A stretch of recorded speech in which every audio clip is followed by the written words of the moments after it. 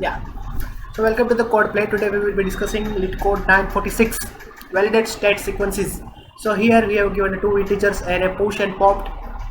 Each will distinct values with a distinct value return true if both the array are in a right condition or return false otherwise. So let us consider one example and take it into the whiteboard. So let's move on with the whiteboard. Yeah, good to go. Okay, so here we have given something like push array with the 1 2 3 4 5 and pop array with the 4 3 5 2 and 1. So what it means like a is nothing but pushing and b is nothing but popping where from the stack. Okay, so let's make one stack. I make a one stack. Okay, so a is nothing but pushing, so initially stack is empty, so I cannot pop anything from the stack. So I'll push element into the stack, so I'll push one into the stack. So nothing but let's think wise two pointer techniques.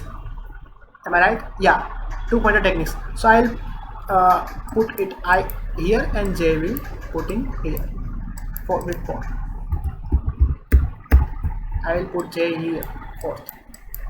J is pointing to 4th and I is pointing to 1. That means J is nothing but pointing to popping array and I is pointing to pushing array. Okay, fine.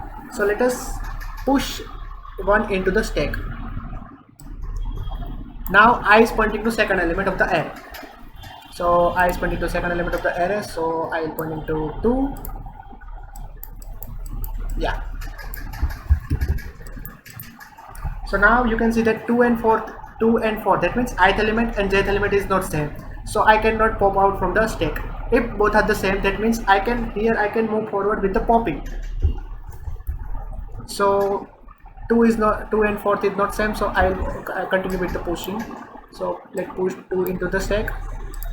Let's move forward with the I pointer. So I is pointing to 3. So 3 and 4th is also not same, so I'll further pushing into the stack.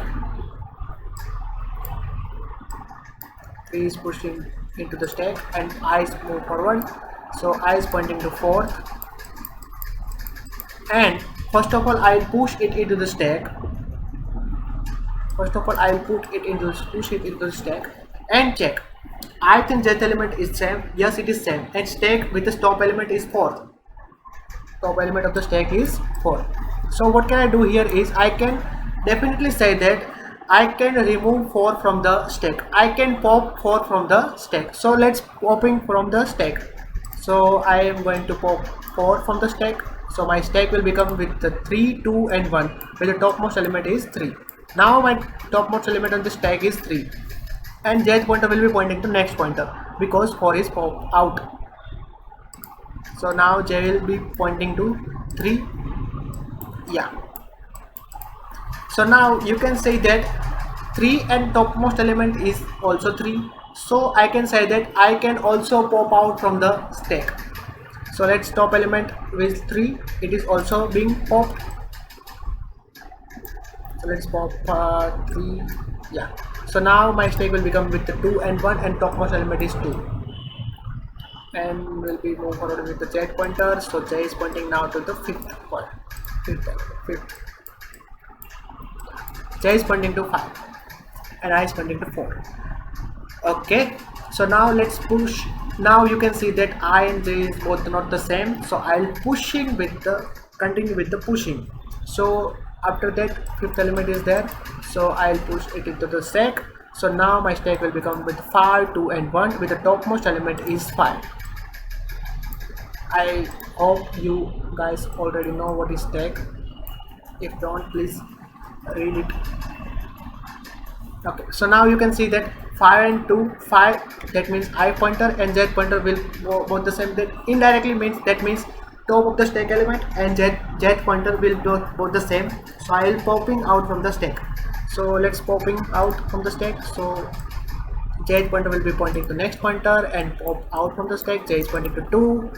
Let's pop out 5 on the stack, and now topmost element of the stack is become 2. So now you can see that j pointer is 2 and stack topmost element of the stack is also 2. So I can move forward with the popping. Yeah. Okay, so now topmost element of the stack is 1 and j is forwarding to the next pointer. So now j is pointing to 1 and topmost element of the stack is also 1, so I can definitely say that I can also pop out from the stack. Yeah, so let's pop out from the stack, and now you can see at the end of the iteration, that means ith pointer is pointing to end of the a array of a, and j pointer will be pointing to b at the ending index of the b array. So I can definitely say that at the end of the iteration, if my stack is empty, I will return true. If my stack is not empty, then I will return false. If my stack is not empty, that indirectly that means some elements will be not popping out from the stack. That means popping array is not in right condition. So yeah, we have to return that true or false. If the true, that means stack is empty. If false, that means stack is not empty.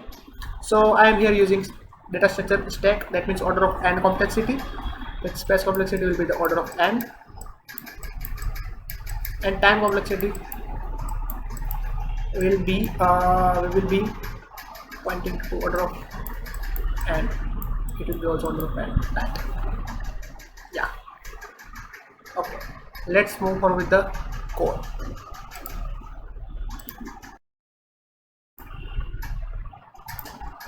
Let's start with the code. So initially I have declared that if your concept is clear, that you can easily code it.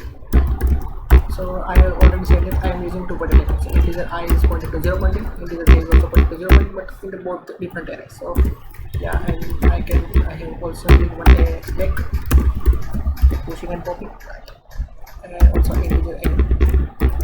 N is the thing whatever size of the pushing of the and or size. So while our I is less than n,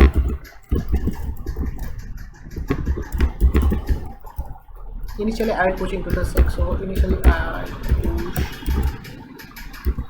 array of I index and simply I plus plus, and while stack जब तक empty नहीं होगा, right? And इस condition stack का जो top element है वो equal किसके बराबर होगा, I object only, so nothing but S dot pop कर दो एंड जे की वैल्यू को प्लस प्लस कर दे जाओ, right. Okay, at the end of the list, if our stack is empty, s dot empty, return true. Third stack empty equal true, else return false.